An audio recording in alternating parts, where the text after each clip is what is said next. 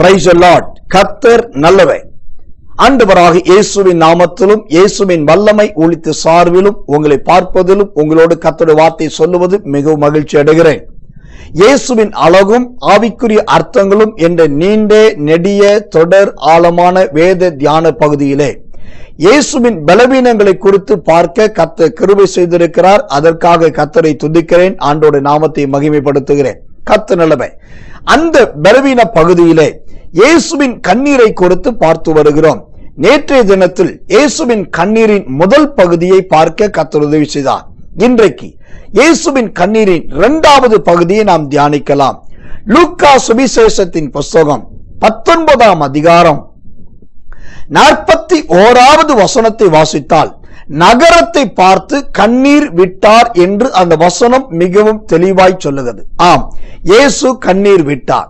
அப்படியானால் ஏன் கண்ணீர் விட்டார்? அவர் கண்ணீர் விடுவதற்கு காரணம் என்ன? கர்த்தர் நல்லவர். லூக்கா சுவிசேஷம் 19ஆம் அதிகாரம் 42, 43 மற்றும் 44 ஆகிய வசனங்களை வாசித்தால் இயேசு கண்ணீர் விட்டதற்கான முக்கியமான 5 காரணங்கள் அங்கு சொல்லப்பட்டிருக்கிறது. 1, எருசலேம் பட்டணத்தின் கண் மறைக்கப்பட்டிருந்தபடியினால் கண்ணீர் விட்டார். 2வதாக, சமாதானத்தை கூட அறியாமல் அந்த பட்டணம் இருந்தபடினால் கண்ணீர் விட்டார். 3வதாக, வரும் காலத்தை கணக்கிட தெரியாமல் ஏனோ தானோவென்று அந்த பட்டணமும் சரி அந்த பட்டணத்தின் மக்களும் சரி அப்படி வாழ்ந்தபடினால் அது நிமித்தம் இயேசு கண்ணீர் விட்டார். 4வதாக, எருசலேமில் உள்ள பிள்ளைகள் சாகப் போவதை நினைத்து, மோதி அடித்து மறிக்கப் போவதை நினைத்து, வருங்காலத்தை நினைத்து இயேசு கண்ணீர் விட்டார். 5வதாக, எருசலேம் பட்டணத்தின் பாதுகாப்பு சுவர், காம்பவுண்ட் சுவர், அதாவது ஒரு கல்லின் மேல் ஒரு கல் இல்லாமல் இடிக்கப்படும் என்கிற அந்த வெளிப்பாட்டை நினைத்து இயேசு கண்ணீர் விட்டார். கர்த்தர் நல்லவர்.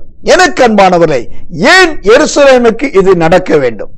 அந்த எருசலேமுக்கு, தேவ ஆலயத்துக்கு இது சம்பவிக்க வேண்டிய கட்டாயம் என்ன? அங்கெல்லாம் இது நடக்கலாமா என்று நீங்கள் கேட்கலாம். அது அப்படி நடப்பதற்கு என்ன காரணம் என்பதை வசனமே தெளிவாய் விளக்கத்தோடு சொல்லுகிறது. லூக்கா சுவிசேஷத்தின் புஸ்தகம் 19ஆம் அதிகாரம் 46வது வசனத்தை வாசித்தால், தேவனுடைய ஆலயத்தை கல்லர் குகையாக மாற்றினதுதான் ஒரே காரணம்.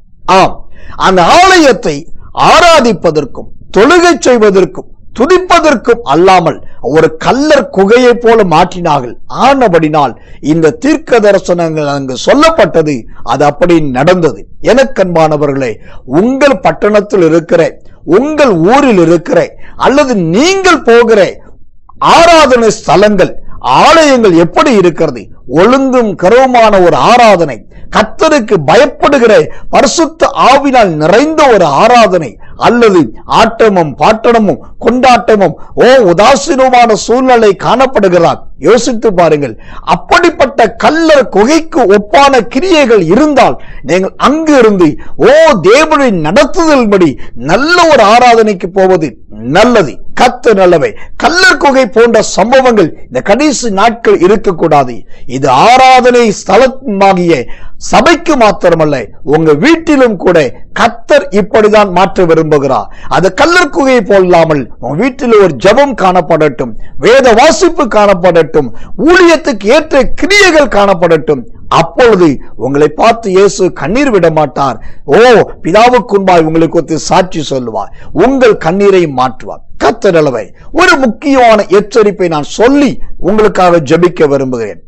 இங்கு சொல்லப்பட்ட இந்த சம்பவங்கள் கடந்த நாட்களில் எழுதப்பட்டது மாத்திரமல்ல, நடந்தது மாத்திரமல்ல, இது வருங்காலத்தில் நடக்க போகிறது. இந்த கடைசி காலத்தில் அநேக தேவாலயங்கள் கிருபைகளை இழந்து, அபிஷேகத்தை இழந்து பல ஆடம்பரத்துக்கு போய்கொண்டிருக்குது. ஆனபடினால் கவனமாயிருங்கள், எச்சரிக்கையாயிருங்கள். கர்த்தர் நல்லவர். ஒரு முக்கியமான வசனத்தை வாசித்து நாம் ஜெபிப்போம். உபாகமத்தின் புஸ்தகம் 32ஆம் அதிகாரம் 29வது வசனம். அவர்கள் ஞானம் அடைந்து இதை உணர்ந்து தங்கள் முடிவை சிந்தித்துக் கொண்டால் நலமாய் இருக்கும் என்றார். அவர்கள் ஞானம் அடைந்து இதை உணர்ந்து தங்கள் முடிவை சிந்தித்துக் கொண்டால் நலமாயிருக்கும் என்றார். இந்த வார்த்தையின்படி உங்கள் முடிவை சிந்தித்து பாருங்கள். கர்த்தருக்குள் நலமாயிருங்கள். கர்த்தர் உங்களுக்காக கண்ணீர் விட்டு இருக்கிறார். அந்த கண்ணீர் வீண் போகாது. நாம் ஜெபிப்போம்.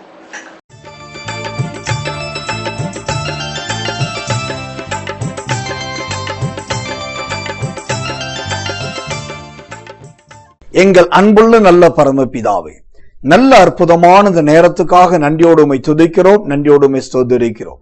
இதோ இந்த நேரத்திலே ஆண்டவருடைய பொற்பாதத்தை நாங்கள் முத்தம் செய்கிறோம். இயேசுவே, நீர் பூமியில் இருக்கும்போது கண்ணீர் விட்டீர் என்று நாங்கள் பார்த்தோம். ஆமாண்டவரே, எருசலேம் நகரத்தை பார்த்து, தேவ ஆலயத்தை பார்த்து கண்ணீர் விட்டீர் என்றும், அப்படி கண்ணீர் விடுவதற்கு என்ன காரணங்கள் என்றும், அந்த ஆலயம் அப்படி, அந்த பட்டணம் அப்படி மாறுவதற்கு என்ன காரணம் என்பதை குறித்தும் நீர் எங்களுக்கு எச்சரிக்கையோடு வார்த்தைகளை சொன்னதற்காக, வெளிப்படுத்தினதற்காக உமக்கு ஸ்தோத்திரம். எங்கள் ஸ்தலங்கள், எங்கள் இருப்பிடங்கள், ஆண்டவரே, எங்கள் சபைகள், எங்கள் ஊழிய பிரதேசங்கள் ஒரு கல்லர் குகையை போல் இல்லாதபடிக்கு அது உண்மையுள்ள ஒரு ஆராதனை ஸ்தலமாக, கர்த்தரை துதிக்கிற ஸ்தலமாக, ஆண்டவர் உம்மை உயர்த்துகிற ஒரு ஸ்தலமாய் மாற உதவி செய்யும். எங்களுக்காகவும் நீர் கண்ணீர் விட்டீர் என்பதை உணர்ந்து பயத்தோடும் நடுக்கத்தோடும் இன்னும் பரிசுத்தத்தோடும் வாழ கர்த்தர் உதவி செய்வீராக. ஆமாண்டவரே, உணர்வுள்ள ஒரு இருதயத்தை இதோ இந்த செய்தியை கேட்டேன், ஜெபிக்கிறேன், உடைய பிள்ளைகளுக்கு நீ கொடுக்கிறதற்காக நன்றி. அப்படி இவர்கள் உணர்வு உள்ளவர்களாய் மாறுவது நிமித்தம் இவர்கள் கண்ணீர் துடைக்கப்படுவதற்காக நன்றி, கண்ணீருக்கு பதில் கொடுக்கப்படுகிறதுக்காக நன்றி, ஜெயத்தை தருகிறதுக்காக ஸ்தோத்திரம். இயேசு கிறிஸ்துவின் ரத்தம் செய்யும் இயேசுவின் நாமத்தில் ஜெபிக்கிறோம் நல்ல பிதாவே. ஆமென், ஆமென், ஆமென். Our address: Reverend SSK Samuel, Jesus Power Ministries, Ramasamy Raja Nagar, Virudhunagar District, Pin Code 626204, Tamil Nadu, India. Our mobile numbers: 09962547469, 09080583815. Our email ID: ssksamuel69@gmail.com.